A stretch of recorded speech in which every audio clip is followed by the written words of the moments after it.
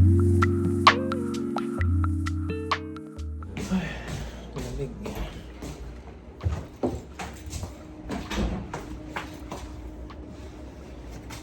Uy, ang lamig pa rin. Ay. Ayun, ganda ng ano. Ganda ng panahon ngayon. Hindi na mainit, hindi malamig. Sakto lang. Wala pa ring hugas yung mga sasakyan natin. Pero umulan ng mga nakaraan eh. Yung dati kong kasama na nag-training ng butcher, babae siya. Kasi sa dami nga ng training na kinuha ko, welding, NC2, nag-isma welding, nag-TIG welding, nag-MIG welding, and then nag-electrical din ako. And lahat hata ng certificates na pwedeng makuha, kinukuha ko kasi yung mga free time ko, inilalaan ko talaga siya sa mga bagay na pwede akong matuto. So dati, nag-training ako ng slaughtering operation, pagiging butcher, kasi plano nga talaga naming mag-try ng application pa Canada. And then may mga naging kaklase ako noon. Nag-training kami sa Muntinlupa, sa Roblo. So tuwing madaling araw, nagkakatay kami doon. And then meron akong mga nami-meet na mga tao na mga nakakaalis pa Canada. Kaya alam ko rin yung kalakaran ng mga kababayan natin na nakakarating ng Canada as butcher. Kasi nabanggit ko na to kung napanood ninyo yung video ko na ginawa na sa dami ng TESDA certificate ko na hindi ko nagamit kasi nga bumagsak ako dito as farm worker nung nakarating ako dito. Well, nag-message sa akin yung isa kong kaklase. Actually, hindi ko siya kaklase, ibang batch siya. Pero nakakasabay naming magkatay sa gabi. So, nandito na rin pala siya sa Canada. Sa Saskatchewan siya napunta as butcher. Babae po siya. So, 2023 lang siya nakarating dito. Pero ang bilis niyang na-PR. Sabi niya, pagdating niya, mga 8 months pa lang, na-PR na siya. And then, ang tinatanong niya sa akin, Perds, paano kaya yun? Kasi parang gusto niya sana, lilipat siya ng province. So, from Saskatchewan, lilipat siya ng Alberta kasi nadun daw yung kapatid niya. Eh, ang tinatanong niya sa akin kung okay lang daw ba. Kasi may mga nagsasabi daw sa kanya na kinakailangan niya mag-stay ng at least 2 years to 3 years doon sa province kung saan siya na PR. Kasi nga daw, baka daw magkaroon siya ng problema. So hinihingi niya yung opinion ko dahil siyempre sabi nga niya baka daw may mga alam ako na may papayo sa kanya at mga nababasa or kakilala na ganun yung sitwasyon. So mamaya isasabihin ko sa inyo yung mga experience ng mga kasama ko at ng mga napapanood din natin dito sa Canada. So mag-start na muna kami magtrabaho. Magse-set up muna ako dahil late na rin ako nagising eh. Sarap kasing matulog, ang sakit ng likod ko. Oh, ayan, kalilinis lang nung tangke. Ang kumuha ng gatas. Oh, nag-pressure wash na naman si babae dito.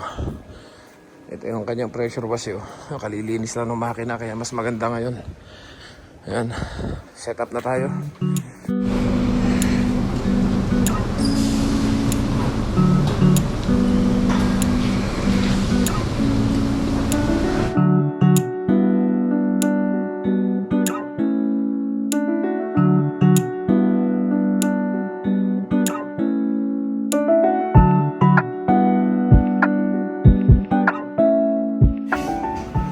Yun, uuwian na naman.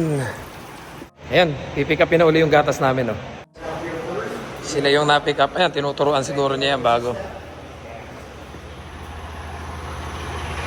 Ayan.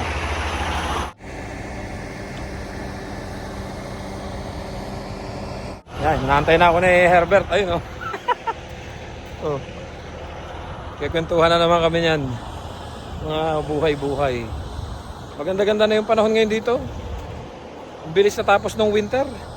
Kaya yung mga kasama ko, pag naiisip sila na lilipat ng ibang province, sabi nila okay na dito kahit na mataas yung cost of living.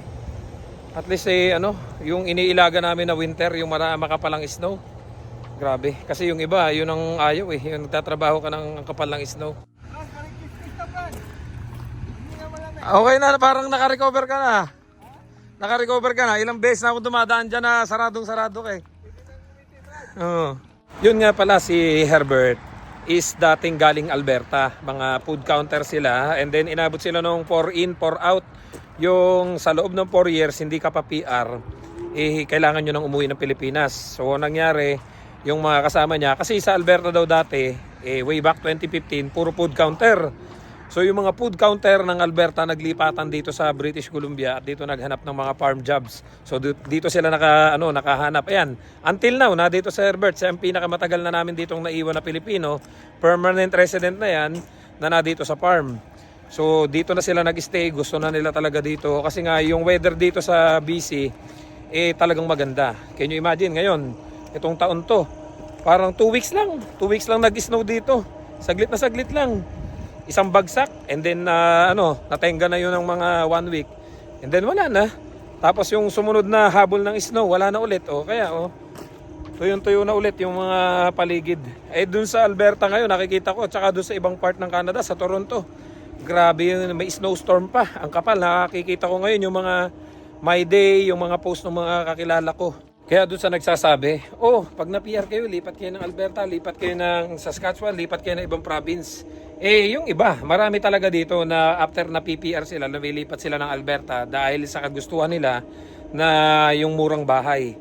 Pero yung iba namang mga nakausap ko, ayaw na nilang umalis dito sa BC kahit daw na mas mataas ang tax dito, mas mahal ang cost of living kasi malapit kami sa Vancouver. Kasi ang habol nila dito is yung weather. Aanin daw nila yung murang bahay. Yung problema naman ay yung paggalaw nila, yung pagpapasok sila. Tapos mahihina din sa lamig. Dito po kasi, ito talaga yung pinakang maganda yung klima, yung weather dito sa BC. Talagang, yung summer dito talagang ramdam na ramdam mo. Tapos yung winter, napakaiksi lang. Kainan na naman. Kadarating ko lang, inabutan pa ako ni Johans. Ang dami ko ng pagkain sa rep na stock. Tapos inabutan pa tayo ni Johans ang merienda. Pansit. And ano ba to? Parang chicken. So ganun kami. Ang ginagawa namin dito, pag nagluluto ako, dinadamihan ko na, binibigyan ko si Johans.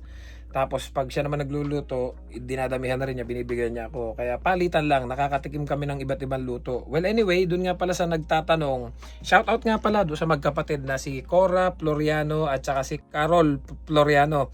Classmate ko siya na slaughtering operation dito sa Alabang way back 2015. Then ang ginawa nilang diskarte, after nilang makakuha ng NC2 kay Sir Mel Rapusa sa Rublu, pumasok sila, kumuha sila ng experience kasi iba-iba, merong Monterey, merong mga supermarket, ganon. So ako naman that time kasi after ko mag-training na yon, pumasok na ako sa Taiwan, na-select na ako sa Taiwan, bumalik ako ng Taiwan. Second Taiwan ko na yon, kaya hindi ko na siya nagamit. Ang plano ko kasi that time, sabi ko kung magmo-Monterey ako para kumuha ng 2 years experience and then sabi ko para uubos ako ng panahon, kailangan ko ng kumita pa abroad, so hindi ko na siya nagamit. So ang tinatanong nga nila, kasi 7 months lang daw sila dito, pagdating nila dito sa Saskatchewan, PR na kagad sila. Ang bilis nga, ang galing naman. Kasi dyan sa Saskatchewan, Nova Scotia, yung mga ganyan, talagang kadalasan mga mabilis ma-PR dyan sa mga ganyang province. And then yun nga, nung na-PR na nga daw sila, ang tinatanong nila sa akin, kung pwede na daw ba silang lumipat agad ng ibang province. Kasi may mga nag-a-advise daw sa kanila na kailangan nila mag-stay ng 2 years, 3 years dun sa province kung saan sila na-PR bago daw sila lumipat na ibang province. Kasi nga daw, baka daw may sabi sila na baka bawiin daw yung PR nila or baka magka-problema daw sila sa application ng citizenship or renewal. Well, ang dami ko na po nakita mga ganyang video before na dito sa YouTube, yung mga vlogger na may in-interview sila na anong nangyari, pagka-PR, wala pang 1 month, lumipat ng ibang province. And then paglipat ng ibang province, so okay naman, tumagal sila ng ilang taon doon kasi 5 years ang renewal ng PR card So ito na, inabot siya ng ilang taon. After 5 years, na-expired yung kanyang PR card. PR card lang yun na-expired. Pero ikaw still permanent resident pa rin. Hindi naman porket expired yung PR card, hindi ka na PR. PR ka pa rin po nun. So, hindi siya nag-renew and then inabot ng I think 3 years bago siya nag-renew ng PR card kasi hindi naman daw siya uuwi ng Pilipinas.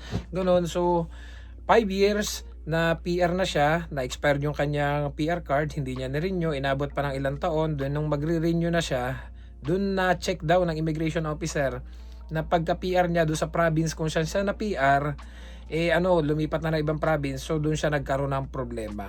So nagkaroon siya ng problema sa renewal. So parang lumalabas, parang babawiin pa yung kanyang pagiging permanent resident. So sabi ko, posible pala yun. Hanggang sa may mga ibang vlogger pa tayo dito mga sinusubaybayan na nakita ko before, na yun nga, may mga kasamahan din sila na after ma-PR, lumilipat na ibang province. So hindi nga daw po advisable yun.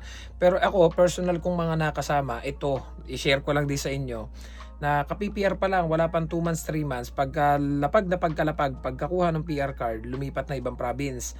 Ang napansin ko sa kanila, taon na sila doon sa nilipatan nila sa Alberta. Yung address nila is na dito pa rin sa BC. Lahat ng letter nila from the ICBC sa government ng British Columbia, dito pa rin sa bahay dumarating. So na doon pa rin lahat yung kanilang sa health insurance, sa mga bangko nila, sa sa ICBC, halos lahat ng letter nila, yung mga mail nila dito pa rin dumadating. Yung kanilang Canada Revenue Agency, lahat dito pa rin naka-address. So ang tanong nga namin, hindi ba sila nagpapalit ng address? So minsan naglalaro sa isip namin, baka kaya ginagawa ng nila yon para ma-identify pa rin na dito pa rin sila nakatira sa BC. Kahit na taon na sila na naninirahan doon sa Alberta. Kaya minsan hindi maiwasan na napapaisip kami, ano kaya ang mangyayari dito after 5 years, or kung sakaling magre-renew na sila ng PR card nila, magka-problema kaya sila? Kasi hindi pa namin malalaman Kasi ilang taon pa lang mula nung na-PR sila, 2 years ago nung na-PR sila. So yung kanilang PR card is still pa rin, valid pa rin. So sabi nga namin, abangan natin sa mga susunod na panahon. Kasi yun nga, sabi ko nga sa inyo, pagkakuha ng PR card, naglipatan sila ng ibang province. May mga nakausap naman ako na pagkakuha nila ng PR card, wala pang 6 months, lumipat na ibang province, okay naman, naka-renew naman. Naka-renew naman sila ng PR card nila, and then yun, hanggang ngayon, hanggang sa naka-citizen na. So parang ang nangyayari siguro, depende pa rin sa hawak ng papel mo, depende pa rin sa immigration officer.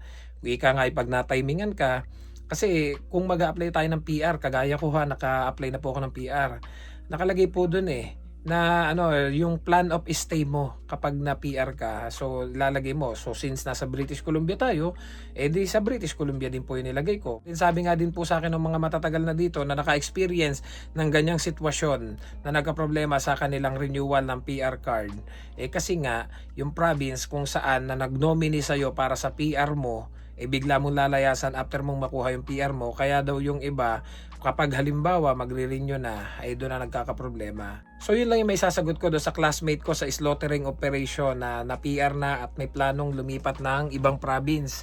Kasi yung mga tinututukan ko nga po na pagka-PR nila 2 years pa lang na nasa ibang province. Nung pagkakuha nila ng PR card nila, lumipat na sila. So hindi ko pa alam kung ano yung mangyayari sa kanila kapag nag-renew sila ng kanilang PR card. Pero sabi ko nga po sa inyo, may mga news na din naman. May balita dati sa Omni News na nabasa ko na yun nga din na naging problema niya. Nag-renew siya ng kanyang PR card, then nagka-problema. Kasi nga paglabas ng PR card niya, lumipat na kagad na ibang province. So hanggang dito na lang guys, at tayo magme-merienda muna. Lalamig yung pansit natin. And may pasok pa rin ako mamaya, papahinga lang tayo ng 4 hours, then balik ulit tayo at magbi-milking. See you guys sa next vlog. Don't forget to subscribe, like, and share this video para kahit paano may idea kayo sa mga buhay namin dito sa Canada. I love you all. God bless. Bye-bye.